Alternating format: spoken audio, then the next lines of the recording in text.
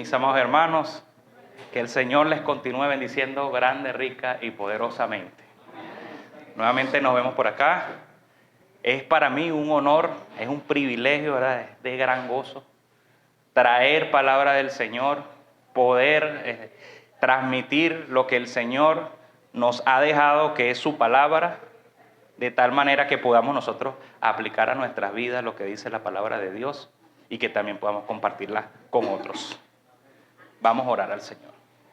Amado Dios, te damos gracias infinitas por tu gran amor, por tu bondad, por tu misericordia, porque sabemos que estás aquí en medio nuestro. Sabemos, Señor, que tú dices que donde hay 2 o 3 o más reunidos en tu nombre, ahí estás tú y tú estás presente, Señor. Queremos alabarte, queremos honrarte. Hemos cantado alabanzas a ti y ahora, Señor, que queremos meditar en tu palabra, te pedimos que tu Espíritu Santo sea guiándonos siempre a toda verdad y a toda justicia, y que estas verdades que vamos a ver, Señor, sean alimento a nuestras almas, a nuestro espíritu, que podamos aplicar estas verdades a nuestras vidas y compartirlas también con otros, Señor. En el nombre de Jesús, amén y amén. Bueno, mis amados hermanos, el título de esta predicación es Crisis en el pueblo de Dios. ¿Usted cree que el pueblo de Dios está en crisis? Sí, estamos en crisis. Estamos pasando todos los días por aflicciones, por pruebas, por tentaciones, por las pasiones y deleites de la carne que pelean allí, batallan, ¿verdad?, contra el espíritu. Hay una lucha, y nuestra lucha no es contra sangre ni carne, sino contra ¿qué? Principados, contra las potestades en las huestes, ¿verdad?, en las regiones celestes. Entonces sí podemos decir que el pueblo de Dios está en crisis. Además, si vamos a lo que está sucediendo allá en Israel, Hamas atacó, ¿verdad?, a Israel. Y hay ahorita una cruel guerra, una cruenta guerra, terrible. Las imágenes que se ven son devastadoras. Y les digo una cosa, del lado y del lado, no es solamente contra Israel, sino también Cisjordania, la Franja de Gaza. La guerra no es nada buena, hermano. Y otra cosa, esa es una artimaña del enemigo para desaparecer a la gente, sí. Rápido. El enemigo quiere desaparecer a la gente. ¿Sabes por qué quiere desaparecer a la gente? Para que no conozcan a Cristo. Aún esos musulmanes, aún los palestinos, Cristo también murió por ellos en la cruz. Murió por Israel y murió por nosotros. Murió por todos nosotros. Entonces, no queremos guerra, hermano. Y saben una cosa, entre nosotros los cristianos, el pueblo de Dios, hay algunos que están de un lado y hay algunos que están de otro. Y eso es fatal, hermano. Eso es grave, no debe ser. El Señor no nos ha llamado a tomar posición en una guerra. Todo lo contrario. El Señor nos ha llamado a traer paz, a traer palabra de bendición, a predicar el evangelio. No a posicionarnos en una guerra. Eso no es lo que quiere el Señor. Pero fíjense ustedes lo que dice la palabra del Señor. Y no es que me esté contradiciendo con esto. Una cosa es la guerra y otra cosa es el pueblo de Dios. Estamos hablando de la crisis en el pueblo de Dios. Salmo 122, 6. ¿Qué dice la palabra del Señor? Pedid por la paz de Jerusalén. Sean prosperados los que te aman. Eso dice el Señor. ¿Cuál debe ser nuestra oración, hermanos, en este conflicto? La paz. El Señor ama a Jerusalén. El Señor ama a su pueblo y quiere paz para su pueblo. Y los que le aman, promete el Señor allí que serán ¿qué? Prosperados. Ahora fíjense ustedes esta palabra profética. Zacarías 12, 2 y 3. Zacarías 12, 2 y 3. Mira lo que dice el Señor. He aquí yo pongo a Jerusalén por copa que hará temblar a todos los pueblos de alrededor contra Judá en el sitio contra Jerusalén. Y el 3. Y aquel día yo pondré a Jerusalén por piedra pesada a todos los pueblos. Todos los que se la cargaren serán despedazados, bien que todas las naciones de la tierra se juntarán contra ella. Si yo fuera Amas, no buscaría de hacer guerra con Israel por esta palabra profética del Señor. Ahí dice al final, despedazados, serán despedazados, hermanos. Todo aquel que ataque, que cargue contra Jerusalén, contra Israel. Yo no haría esa guerra. Que el Señor tenga misericordia de ellos, ¿sabe? Mira, vamos a ver aquí en el versículo 8 y 9. Mira lo que dice la palabra del Señor. En aquel día Jehová defenderá al morador de Jerusalén. El que entre ellos fuere débil, en aquel tiempo será como David. ¿Y cómo era David? ¿Cómo era el rey David? Un guerrero. ¿Sí? 10.000 a mi diestra, ¿verdad? Decía David, ¿verdad? Era un poderoso guerrero. El más débil, imagínense usted, lo compara con David. Y la casa de David como Dios, como el ángel de Jehová delante de ellos. Y el 9. Y aquel día yo procuraré, dice el Señor, destruir a todas las naciones que vinieren contra Jerusalén. Hermanos, yo no sé si esa palabra profética se cumplirá ahora. De verdad que no lo sé. Pero sí estoy seguro que el Señor es fiel. Y que eso que Él dijo, lo dijo por algo y se va a cumplir, ¿sabe? Yo fuera, ¿verdad? Amas, de ninguna manera buscaría de hacer guerra contra el pueblo de Israel. Ahora fíjense esto. También va a pasar lo siguiente. Seguimos con la palabra profética, el siguiente versículo. El 10, mira lo que el Señor promete. Y derramaré sobre la casa de David y sobre los moradores de Jerusalén espíritu de gracia y de oración. Y mirarán a mí, dice él, mirarán a Jehová, a quien traspasaron. ¿A quién traspasaron? Al Señor Jesucristo. ¿Alguien tiene duda de que Jesucristo es Dios? Bueno, aquí está hablando de Jesús. Y si el Señor Jehová está hablando en primera persona, a quien traspasaron es a Él mismo, Dios hecho carne, Dios con nosotros. Y llorarán como se llora por hijo unigénito, afligiéndose por él como quien se aflige por el primogénito. Esa palabra profética va a pasar con Jerusalén, con el pueblo de Israel. Ellos van a darse cuenta también que despreciaron, que traspasaron y que mataron al unigénito Hijo de Dios, al mismo Señor Jesucristo. Y lo van a reconocer ante todas las naciones. Esperamos también que esa palabra profética se cumpla en el pueblo de Dios. Como les decía, existe entre el pueblo, entre nosotros, los cristianos, posiciones con respecto a esta guerra. Y algunos pastores, algunos teólogos, eruditos, salen y hablan y dicen, incluso dijo uno por ahí que esta guerra la va a perder Israel, y que después que Israel pierda la guerra, viene el Señor Jesucristo. Imagínese usted, qué barbaridad. Es una cosa inconcebible. Y tienen programas en YouTube, y son influencers, y hay muchas personas que le siguen, y dicen cosas como esta, y bueno, y como esas muchísimas otras más. Nosotros tenemos la palabra de Dios, hermanos. Y no nos vamos a estar apresurando a lo que el Señor dice, vamos a tener paciencia. Oremos al Señor por su misericordia, por amor, y que Él haga la obra, porque Él también tiene un propósito con todo esto. Él también está haciendo una obra, Él está tratando directamente con el pueblo de Israel. Y está tratando también directamente con el pueblo de Dios. El pueblo de Israel es el pueblo escogido de Dios. A Él le plació escoger a Israel. Incluso dice que entre las naciones era la más ínfima. Pero de entre todas esas naciones Él los escogió a ellos. Ahora nosotros nos compró con precio. Nos compró con precio de sangre. Somos un pueblo adquirido por Dios, como lo dice Pedro. Entonces tenemos un pueblo escogido y un pueblo adquirido.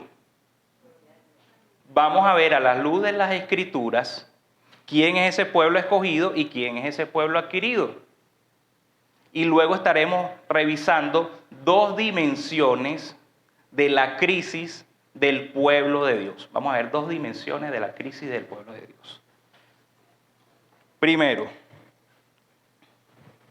¿quién es el pueblo de Dios? Toda la tierra pertenece a Jehová, pero a él le plació tomar para sí a los hijos de Israel. Éxodo 19, 4 y 5 nos dice: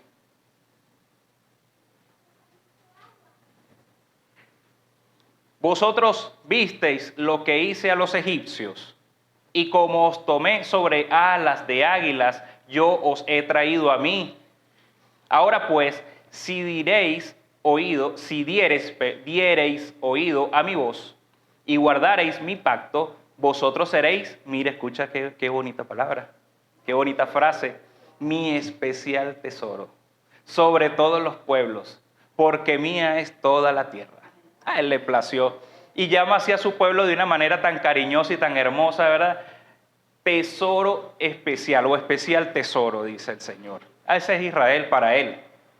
Así amó el Señor a Israel, de tal manera amó Dios al mundo, que ha dado a su Hijo unigénito.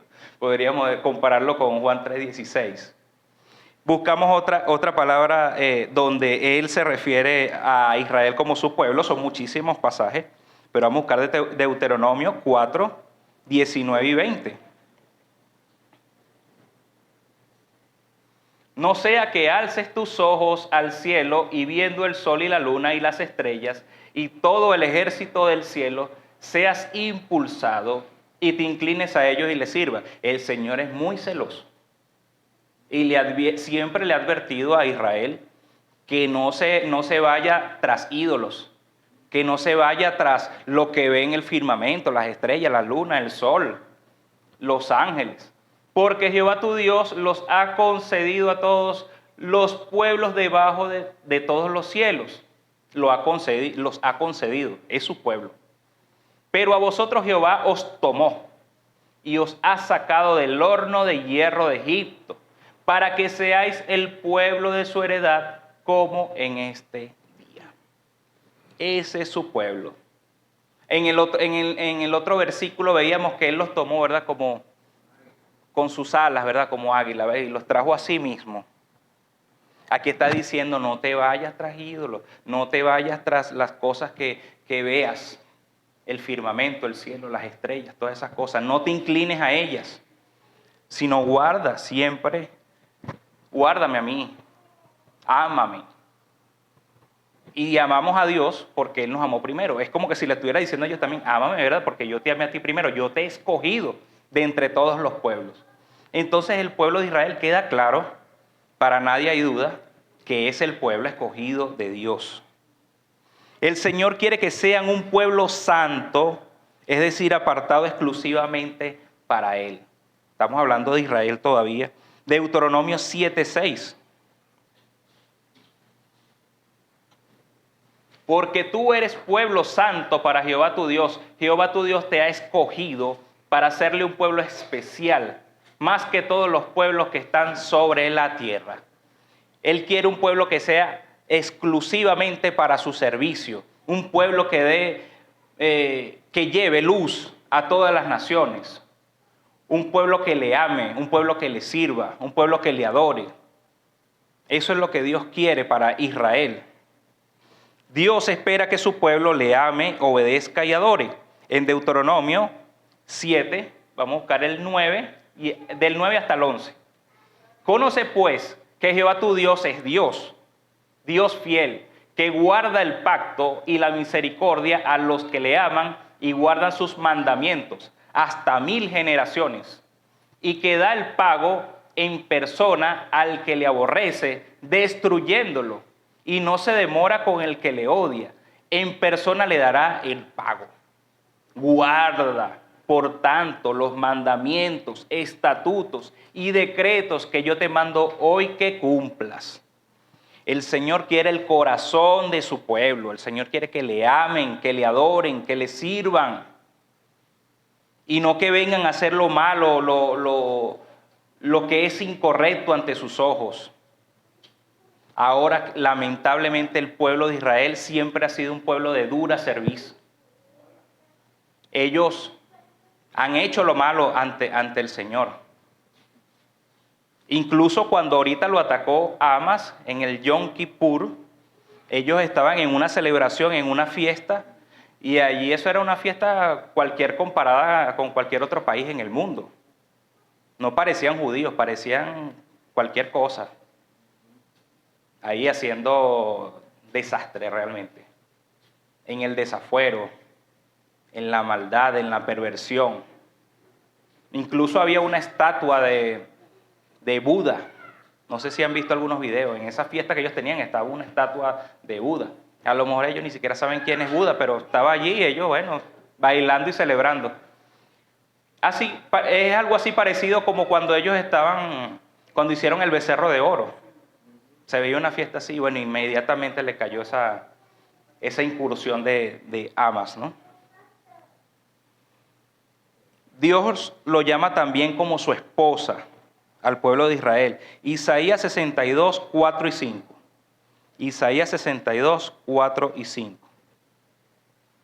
Nunca más te llamarán desamparada, ni tu tierra se dirá más desolada, sino que serás llamada Hephzibah y tu tierra Beula, porque el amor de Jehová estará en ti y tu tierra será desposada. Esas dos frases, esas dos palabras en hebreo, Hephzibah y Beula, significan esposa, desposada. Eso es lo que significa. Y en el 5 dice, pues como el joven se desposa con la virgen, se desposarán contigo tus hijos, y como el gozo del esposo con la esposa, así se gozará contigo el Dios tuyo. Así trata él a Israel, incluso como su propia esposa. Y dice, tus hijos también se desposarán contigo. Es decir, que todo el pueblo, no es solamente Israel o la casa de Israel, todo el pueblo de Israel. Allí incluye hasta los extranjeros, hermano. Y Dios orienta en su palabra a los extranjeros a que practiquen la adoración en espíritu y en verdad al Señor. A que practiquen todas las fiestas. O sea, Él los está adoptando también incluso a los extranjeros. Cuando el pueblo no corresponde al amor de Dios, Él los castiga y hasta los repudia. Oseas 1:9. Y dijo Dios, ponle por nombre Lo-Ammi. Ese Lo-Ammi también significa no es mi pueblo. ¿Qué te parece? El que no hace la voluntad de Dios no es su pueblo. Porque vosotros no sois mi pueblo, ni yo seré vuestro Dios. El que no obedece al Señor, el que no hace su voluntad, a ese no lo considera su pueblo. Desde ya se lo decía en la antigüedad a Israel. Pero Dios siempre se guarda un remanente. A pesar de la infidelidad, de la incredulidad, de la perversión del pueblo, Él siempre se guarda un remanente. ¿Qué es un remanente? Un grupo exclusivo que le adora en espíritu y en verdad. Un grupo exclusivo que le sirve. Vámonos al libro de Romanos, capítulo 11, vamos a ver del 1 al 5. Mira lo que dice Pablo. Romanos 11, del 1 al 5. Digo pues, ¿ha desechado Dios a su pueblo? Lo dice así en una forma retórica, ¿verdad? Con fuerza, con energía. ¿Ha desechado Dios a su pueblo? En ninguna manera. Porque también yo soy israelita, de la descendencia de Abraham, de la tribu de Benjamín. El 2. No ha desechado Dios a su pueblo, al cual desde antes conoció. ¿O no sabéis que dice de Elías la Escritura, cómo invoca a Dios contra Israel diciendo, Señor, a tus profetas han dado muerte y tus altares han derribado y solo yo he quedado y procuran matarme? Eso era lo que creía Elías. Elías creía, no, mira, quedé solo. Yo soy el único que te adora, Señor. Aquí no hay más nadie que te adora. Y mira la respuesta que le da el Señor. Pero ¿qué le dice la divina respuesta? Me he reservado 7,000 hombres que no han doblado la rodilla delante de Baal. Así también aún en este tiempo ha quedado un remanente escogido por la gracia. Amén. Hermano querido, estoy convencido que allá en Israel hay un remanente del Señor. Estoy convencido de eso. Y no solamente en Israel, en Gaza también, en Cisjordania también, y en todos los pueblos de la tierra. Ni siquiera nosotros sabemos. Pero si el Señor lo dice, es cierto. Tiene un remanente. Ahí hay pueblo del Señor. Por eso mismo es que no podemos fijar posición en esta guerra. No podemos. Porque nosotros tenemos que pedir al Señor misericordia y que ese pueblo sea protegido y guardado. Y que ese pueblo sea luz en medio de las tinieblas, a pesar de la crisis. Porque hay mucha gente que entra en el desespero, en la desesperación. ¿Qué pasó, Dios? No, te olvidaste de nosotros, ¿qué vamos a hacer? Ahí un hijo de Dios va y le da palabra de consuelo, de fortaleza, de paz, de confianza en el Señor, que el Señor aumente su fe. En medio de la crisis, ese remanente de Dios, ese trabaja para Él. Oremos también por ellos, para que ellos sean luz en medio de esas tinieblas. Romanos, vamos a buscar los versículos 11 y 12, este mismo capítulo. Digo pues, ¿han tropezado los de Israel para que cayesen? En ninguna manera. Pero por su transgresión vino la salvación a los gentiles para provocarles a celos. ¿Qué significa eso? Que por la transgresión de Israel, el Señor ha prometido, ¿verdad?, al Mesías. Y vino el Mesías. Y precisamente de ese Mesías, de ese Señor, ¿verdad?, el que murió ahí en la cruz por nosotros, Él nos trae a nosotros salvación y vida eterna. Ahora, eso le puede ser a los israelitas de celos. Es lo que está diciendo Pablo. Ellos pueden sentir celos por eso. Y en el 12 dice, y si su transgresión es la riqueza del mundo y su defección la riqueza de los gentiles, cuanto más su plena restauración. A pesar de su transgresión, a pesar de su incredulidad, a pesar de que puedan sentir celos del pueblo de Dios, el Señor todavía les ama de una manera profunda. Y el Señor quiere la restauración de su pueblo. Y todavía está Él trabajando por eso, por la restauración de su pueblo. Gloria al Señor, que ese remanente realmente logre la transformación del pueblo de Israel. Porque mientras ellos estén perdidos en sus pecados y delitos, no son pueblo, hermanos. No lo son. No son hijos de Dios, porque lo dice la palabra, no porque lo diga yo. El Señor quiere, si el Señor dice allí, cuánto más su plena restauración, eso significa que necesitan ser transformados, así como usted y yo fuimos transformados en alguna oportunidad. ¿Y qué pasaba cuando nosotros no estábamos transformados? Estábamos en la condición de condenación.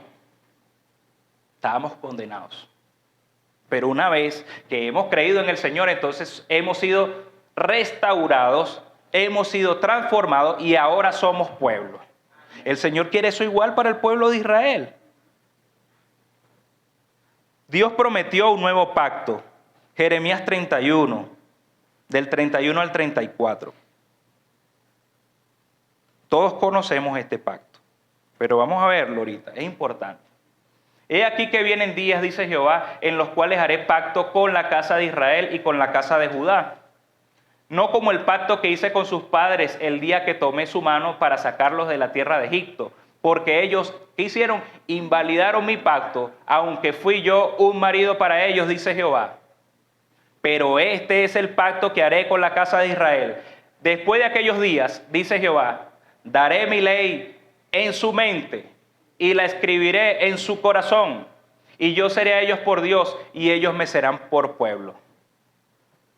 Y no enseñará más ninguno a su prójimo, ni ninguno a su hermano, diciendo, conoce a Jehová, porque todos me conocerán, desde el más pequeño de ellos hasta el más grande, dice Jehová, porque perdonaré la maldad de ellos y no me acordaré más de su pecado. La promesa vino al pueblo de Israel, hermanos. A ellos vino primeramente. Ese pacto es el Mesías que se entrega por nosotros, el pacto de la sangre de Cristo. Vino primero al pueblo de Israel. Ahora ellos quisieron, desecharon. Ellos desecharon a esa piedra angular. La piedra de tropiezo. como dice Pablo, esa piedra fue de tropiezo para ellos. En vez de más bien de venir al Señor, lo que hicieron fue caer. Todo lo contrario. Pero el pacto vino para Israel, hermanos. Y de ese pacto nos beneficiamos nosotros. De ese pacto nosotros somos los que están disfrutando, los que están gozando, deleitándose de lo que es la salvación y de lo que es la vida eterna en este momento. Dios ha hecho dos pueblos, ¿verdad? Hemos visto. Por medio de la cruz del Señor Jesucristo. Efesios 2, 14, 16. Ahora, de esos dos pueblos, que es lo que vamos a ver ahora, Dios ha hecho uno solo. Porque Él es nuestra paz. ¿Quién es nuestra paz? Cristo. Que de ambos pueblos hizo uno, derribando la pared intermedia de separación, aboliendo en su carne las enemistades, la ley de los mandamientos expresados en ordenanzas, para crear en sí mismo de los dos un solo y nuevo hombre, haciendo la paz. Y mediante la cruz reconciliar con Dios a ambos en un solo cuerpo, matando en ella las enemistades. Es decir, no hay un pueblo escogido, no hay un pueblo adquirido, hay es un solo pueblo. Así como lo vimos en el pacto, como se lo dijo a Jeremías, ese pacto se hace una realidad, donde ahora de esos dos pueblos Él ha hecho uno solo, comprado con la sangre del Señor Jesucristo, quien nos ha reconciliado con Dios. Es decir, que ahora tenemos paz para con Dios. Estamos justificados pues por la fe, no por las obras, sino por la fe. Hemos creído en el Hijo de Dios. Y ahora por creer en el Hijo de Dios también somos beneficiarios incluso de las bendiciones que Dios prometió al pueblo de Israel. ¿Por qué? Porque ahora somos su pueblo, hemos sido adoptados por Él. Ahora tenemos el apellido del Padre. Ahora tenemos el cobijo y la protección del Padre, así tal cual como Él protege y acobija, ¿verdad?, a sus hijos, así a los hijos de Israel, a Israel, así también cobija y protege a sus hijos que Él ha comprado con el precio de la sangre de su propio Hijo Jesucristo. Entonces, matando en ella, ¿qué? Las enemistades.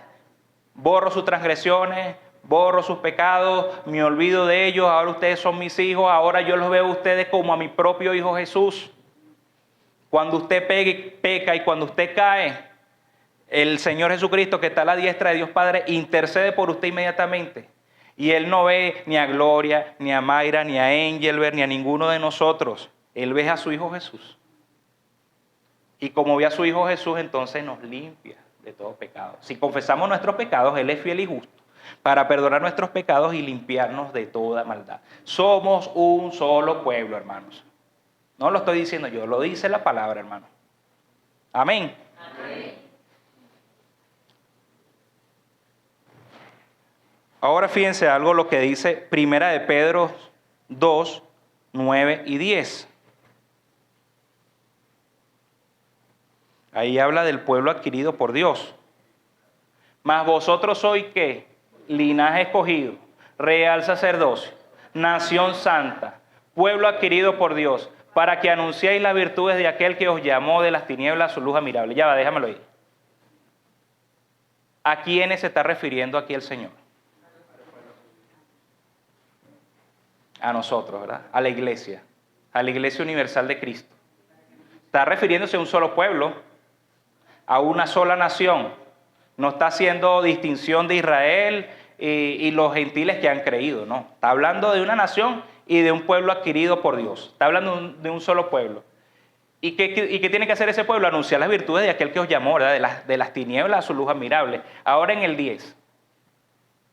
Vosotros que en otro tiempo no erais pueblo, pero que ahora sois pueblo de Dios, que en otro tiempo no habíais alcanzado misericordia, pero ahora habéis alcanzado misericordia. O sea, ahí se está refiriendo directamente a los gentiles que en aquel tiempo no eran tomados en cuenta como pueblo, pero que ahora por la sangre de Cristo ya son nación santa, pueblo adquirido por Dios, porque han creído en el Señor Jesús.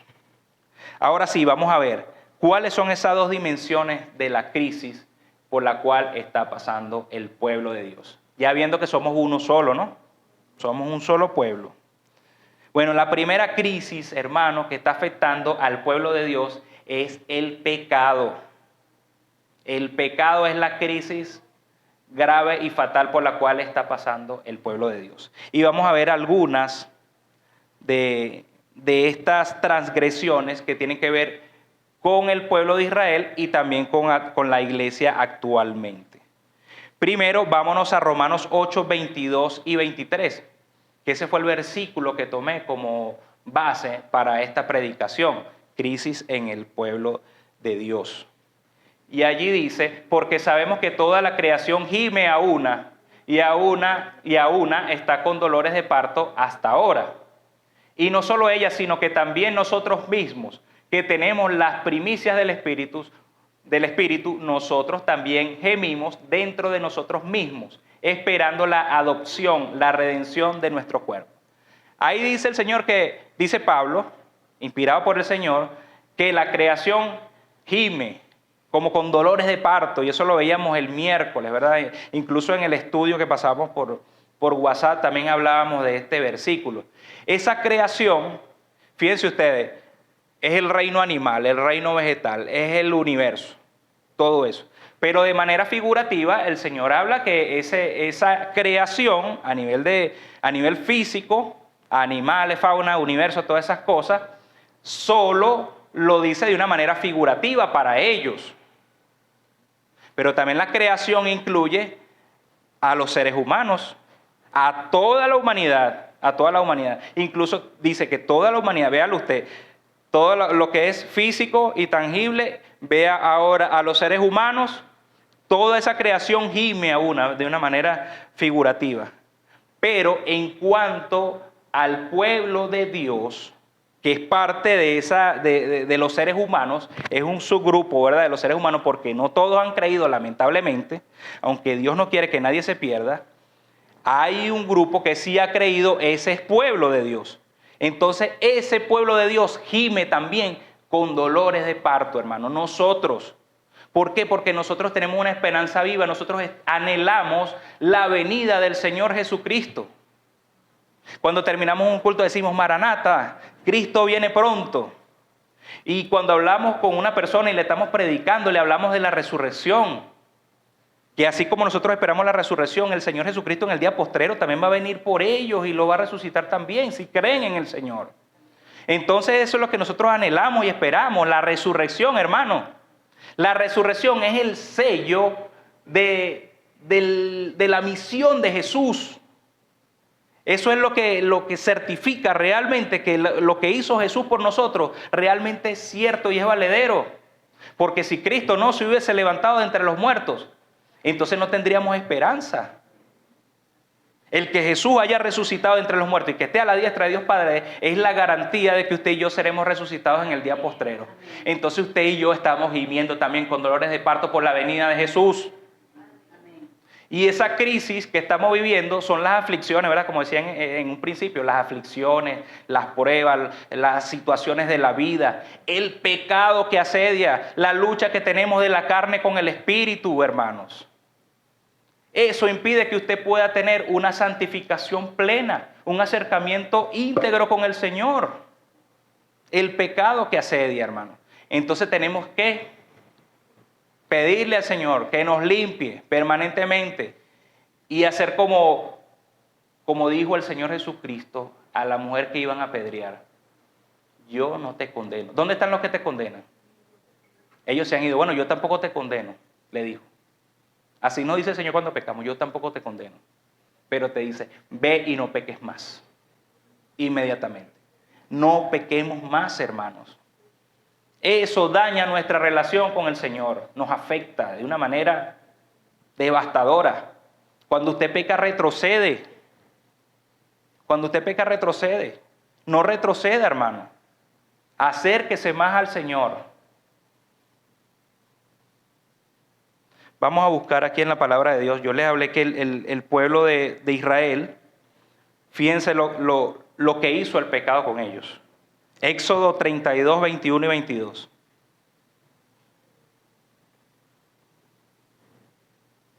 Y dijo Moisés a Aarón, hablando del momento de la celebración que tenían ellos con el becerro de oro: ¿qué te ha hecho este pueblo? ¿Qué has traído sobre él tan gran pecado? Y respondió Aarón: no se enoje mi señor, así calladito, no se enoje mi señor. Tú conoces al pueblo y mira lo que dice, que es inclinado al mal. Hermano, en nosotros mora el hacer el mal, lamentablemente. Esta carne que tenemos, nos lleva entonces, primero, a velar por las necesidades. El pastor Adrián hablaba de la pirámide de Maslow, de las necesidades, ¿verdad? Lo primero que busca este cuerpo es satisfacer sus necesidades, pero después busca satisfacer las necedades, busca satisfacer las vanidades, busca satisfacer los deseos y las pasiones de la carne, y eso es pecado ante los ojos de Dios. Y ahí lo decía muy bien Aarón, es inclinado al mal. Levítico 4:5, seguimos hablando de Israel, el pecado que asedia. Y el sacerdote ungido tomará, Levítico 4:6, no el 6.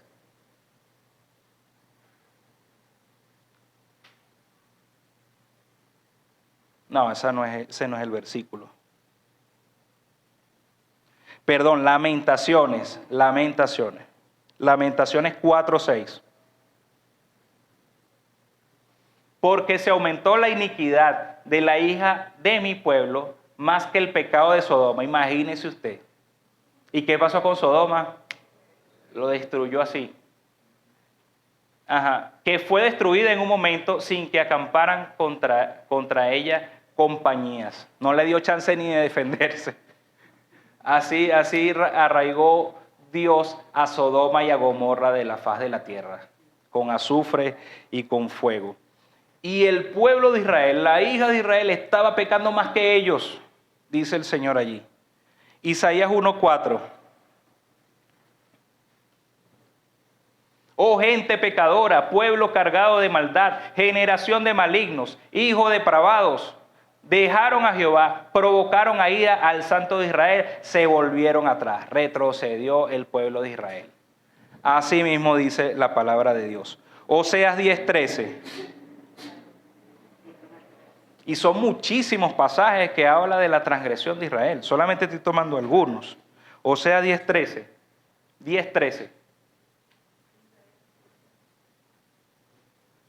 Habéis arado impiedad y segasteis iniquidad. Comeréis fruto de mentira, porque confiaste en tu camino y en la multitud de tus valientes. Curiosamente, ahorita, en este momento, el pueblo de Israel no está buscando ayuda directamente del Señor, sino está buscando ayuda de Estados Unidos y de otras naciones. Ellos están tan apartados del Señor que confían también en su poderío militar y confían en que otras naciones los va a ayudar. Qué malo es eso. Mire lo que dice la palabra de Dios. El Señor quiere que su pueblo se vuelva a Él, que el Señor le clame a Él, que le pida a Él que le ayude. Y de seguro el Señor, como es fiel, lo va a socorrer y lo va a proteger. Pero mientras ellos estén buscando ayuda en otras personas, en otros dioses, en otras naciones, lamentablemente van a seguir como están, hermanos. Es duro esto. ¿Qué dice el Señor en su iglesia? Vayámonos allá al Apocalipsis, a las 7 iglesias en el Apocalipsis. Y ahí está hablando de nosotros. Mira lo que le dijo a la iglesia en Éfeso, Apocalipsis 2:4. El pecado que asedia, hermanos. Pero tengo contra ti que has dejado tu primer amor. Qué triste es dejar el primer amor. Esa pasión con la que usted llegó a los pies de Jesucristo. Ese amor por las almas, ese amor al prójimo. Ahora no, mira cómo me trató, mira cómo me vio, mira lo que me dijo. Entonces eso significa dejar el primer amor. Entonces ya vienes a la iglesia por compromiso, ya no vienes por el Señor Jesús, ahora oras nada más por cumplir con tu devocional y lees tu palabra nada más, y lees la palabra del Señor por cumplir con un devocional. No, hermanos, porque si no se convierte eso en una religión, hacerlo por un compromiso nada más. No, tiene que haber ahí pasión, tiene que haber ahí alma, tiene que haber ahí amor por el Señor. Nos los está reclamando, hermanos, y es cierto. Es cierto lo que dice la palabra de Dios. A la iglesia de Pérgamo, Apocalipsis 2, 14 y 15. Pero tengo unas pocas cosas contra ti, que tienes ahí a los que retienen la doctrina de Balaam, que enseñaba a Balac a poner tropiezo ante los hijos de Israel, a comer de cosas sacrificadas a los ídolos y cometer fornicación. Eso que dice allí, la palabra, un momentico, ahí atrás, comer cosas sacrificadas a los ídolos y cometer fornicación, eso significa tener comunión con el mundo. Eso significa que dejar que el mundo te influencie y que tú practiques las cosas que el mundo hace. En aquel tiempo era eso, porque ellos hacían fiestas y festines, ¿verdad? Los gentiles de esa época, los incrédulos, hacían festines. Bueno, los hijos de Dios iban y comían allí de esas fiestas y de esos festines también. Eso es aborrecible para el Señor. No, nosotros no nos mezclemos con el mundo. Cuando tengamos interacción con el mundo, más bien nosotros seamos los que influenciemos al mundo con la verdad del Señor Jesús y no tengamos comunión con Él. Ahora sí, el 15. Y también tienes a los que retienen la doctrina de los nicolaitas, lo que yo aborrezco. Así ha dicho el Señor a la iglesia de Pérgamo. Vamos a la iglesia de Tiatira, Apocalipsis 2:20. Pero tengo unas pocas cosas contra ti, que toleras que esa mujer Jezabel, que se dice profetiza, enseñe y seduzca a mis siervos a fornicar y a comer cosas sacrificadas a los ídolos. La fornicación, el adulterio, el pecado sexual es parte también de la iglesia, hermano. Lo está diciendo el Señor y todavía eso es una realidad. Hace 2000 años era así y hoy día también está sucediendo. Limpiémonos de eso, hermano.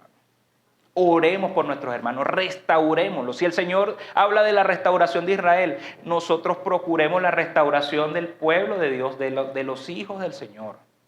Si alguno ha caído, no lo juzguemos, busquemos de levantarlo, busquemos de atenderlo, de cuidarlo y de que ese hermano deje sus malos caminos.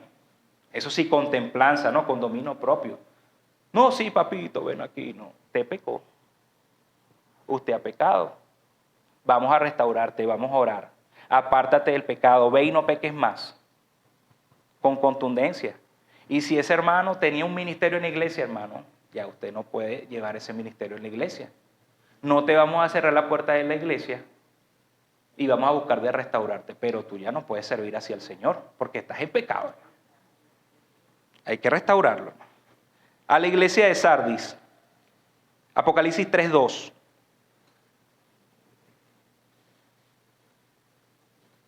Sé vigilante y afirma las otras cosas que están para morir, porque no he hallado tus obras perfectas delante de Dios.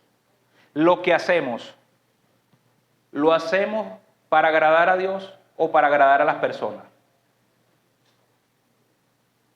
Tengamos cuidado con eso. Primeramente debemos servir a Dios. Todo lo que hagamos que sea para la gloria y la honra del Señor, todo, y no para los hombres, sabiendo que del Señor recibiremos la recompensa de la herencia, porque a Cristo el Señor servís. Entonces, hermano, todo cuanto hagamos, vamos a revisarnos allí en lo más profundo. Revísese. Usted está ayudando, está atendiendo a alguien, pero usted lo está haciendo por agradar a esa persona o por agradar a Dios. Y si hay ahí algo que tiene que ver con agradar a esa persona primeramente, porque si lo hacemos también para agradarle, ¿no? Claro que sí. Pero el primer lugar debe tenerlo Dios. Ese es el reclamo que está haciendo el Señor aquí. Hagamos las cosas para Él y no para los hombres. Pero Él nos llama a que amemos a nuestro prójimo, pero no ponga al prójimo de primero. Ponga siempre a Dios de primer lugar. La Odisea, la iglesia de la Odisea, Apocalipsis 3, 15 y 17, y esta palabra, la verdad que es dura. Yo conozco tus obras, que ni eres frío ni caliente. Ojalá fueses frío o caliente. Porque tú dices, yo soy rico y me he enriquecido y de ninguna cosa tengo necesidad. Y no sabes que tú eres un desventurado, miserable, pobre, ciego y desnudo. Hasta ahí. El 16 no lo leímos, ¿o sí? Faltó el 16. Pero por cuanto eres tibio y no frío ni caliente, te vomitaré de mi boca, dice el Señor. ¿Qué es ese frío caliente? No, todo es relativo. No, mira, si estos se quieren casar, pero son del mismo sexo, no, tranquilo. Ese es problema de ellos. Relajarse ante las cosas del mundo. No, hermanos, seamos firmes. El Señor dice que eso es pecado. No podemos permitirlo. Y ciertamente el enemigo va a lograr que todas estas cuestiones de la posmodernidad se hagan en todo el mundo, pero nosotros no se las vamos a dejar fácil. No, Señor. Y ya hemos visto por la misericordia de Dios cómo algunas naciones ya han echado para atrás legislaciones que tienen que ver con esos efectos de la posmodernidad. El aborto, el matrimonio igualitario, la eutanasia y quién sabe otras cosas más. Ya las están echando para atrás porque se están dando cuenta que eso los lleva a la destrucción. Entonces nosotros velemos, no podemos ser no podemos ser tibios. Seamos más bien fervientes, calientes, ¿verdad? Manteniéndonos allí en la brasa, allí con el Señor Jesucristo, siempre calientes. Nada de tibio y mucho menos frío. No, nada de eso. El Señor dice que el que es tibio, ¿lo qué? Lo vomita de su boca. La otra dimensión que tiene que ver con la crisis del pueblo de Dios es la disensión. La disensión. ¿Qué es la disensión, hermano? No nos ponemos de acuerdo. De ninguna manera. Así como tú dices, así como yo tengo mis ideas, no me importan tus ideas y bueno, ya no llegamos a un acuerdo nunca. Y una de esas disensiones ahorita tiene que ver con el conflicto allá en Israel. La posición que toman algunos hijos de Dios. No, bueno, yo estoy con Palestina. No, yo estoy con Israel. Y los hay que toman posición. No, vamos a orar por la paz, por la misericordia. Evitemos entonces la disensión. Y no solamente en esa ilustración que le estoy dando, sino en todos los ámbitos de nuestra vida. Busquemos el consenso, no la democracia. No, que solamente por la mayoría, entonces vamos a nosotros a hacer lo que dice la mayoría. No. Busquemos el consenso. Y en algunos momentos, ni el consenso ni la democracia, ¿sabe? Ninguna de las dos. Sino la palabra de Dios. Vamos a ver qué dice Dios en su palabra, hermano. No, ustedes pueden estar todos de acuerdo, pero si la palabra de Dios dice lo contrario, no. Eso no va. No, que estamos todos en consenso. No, Señor. Vamos a ver qué dice la palabra. Vamos a filtrarlo primeramente por aquí. Y así es que debemos nosotros conducirnos. Evitemos la disensión. La disensión te lleva, ¿sabe qué? A la división, hermano. Tenemos que ponernos de acuerdo. Romanos 12, 18 y 19.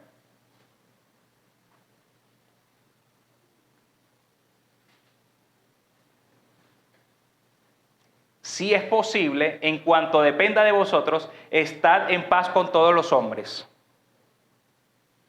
No os venguéis vosotros mismos, amados míos, sino dejad lugar a la ira de Dios. Porque escrito está, mía es la venganza, yo pagaré, dice el Señor. Dejemos que el Señor obre, hermano, en esas rencillas, en esos conflictos, en esas disensiones. Apliquemos el método del Señor también, como lo dice ahí en Mateo 18. Si tu hermano ha pecado contra ti, ¿verdad? Vaya y perdone a su hermano. ¿Cuántas veces? 70 veces 7. Si hay conflicto con tu hermano, ve y reúnete con tu hermano. Ahora, si tu hermano no recapacita, busca un testigo. Y si aún así no recapacita, llévalo a la iglesia, dice el Señor. Entonces busquemos nosotros de esas disensiones y de esos conflictos, buscar de resolverlos. Siempre, hermano. Y el Señor es la venganza. Primera de Pedro 3, 8 y 9.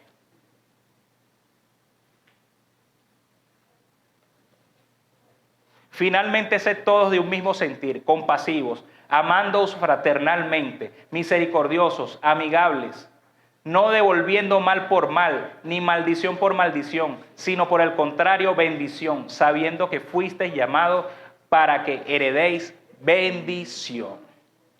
Practiquemos el fruto del Espíritu que mora en nosotros: el amor, el gozo, la paz, la paciencia, la benignidad, la bondad, la templanza, la fe, la mansedumbre. Practiquemos eso entre nosotros mismos, hermanos. Amémonos los unos a los otros. Deuteronomio 1:17, ya estamos terminando. Deuteronomio 1:17. No hagáis distinción de persona en el juicio. Así al pequeño como al grande oiréis. Escucha las partes. Hay un problema, hay un conflicto entre hermanos. No solamente te quedes con una versión, vete con la otra también.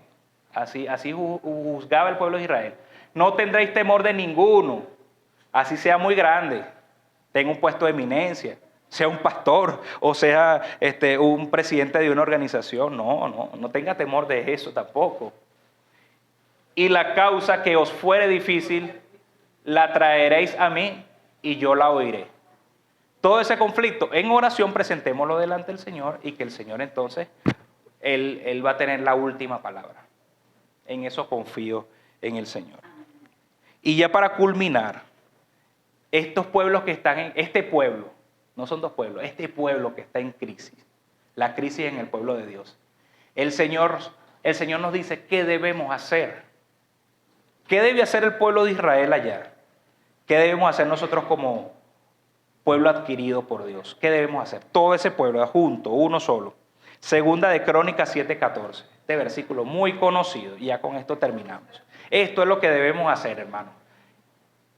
Si se humillare mi pueblo, sobre el cual mi nombre es invocado, y oraren y buscaren mi rostro, y se convirtieren de sus malos caminos, entonces yo oiré desde los cielos, y perdonaré sus pecados, y sanaré su tierra. Gloria al Señor. Eso es lo que el Señor quiere, que oremos, que busquemos su rostro, que confiemos en Él, que no nos dejemos abatir por la crisis, por el pecado, por las disensiones, por la guerra, por los conflictos. No, hermano, busquemos al Señor. Ojalá el pueblo de Israel busque al Señor, porque el Señor promete allí: y sanaré su tierra. Ya no habrá más guerra, sino que habrá paz. Vamos a orar. Señor, te damos gracias por tu palabra, que es viva y eficaz y poderosa, Señor, y penetra ya lo más profundo de nuestro ser, Señor. Gracias, Padre de la gloria, porque tú de esos dos pueblos has hecho uno solo, Señor. Y ahora, Padre de la gloria, a pesar de las crisis, a pesar de las aflicciones y de los problemas y de las guerras, Señor, nosotros confiamos en que podemos venir ante tu trono de gracia y tú vas a obrar y vas a sanar nuestra tierra, Señor. Y nos vas a limpiar de toda maldad, Señor. En tus manos estamos, Señor. Que seas tú tomándonos así como águila, ¿verdad?, que lleva a sus polluelos a sí mismo, Señor. Así como lo hiciste con el pueblo de Israel en Egipto, que lo sacaste de Egipto y lo llevaste al desierto, Señor. Así queremos nosotros estar bajo tus alas, bajo tu protección, bajo tu cuidado. En el nombre de Jesús nos dejamos en tus manos y te damos gracias, Dios. Amén.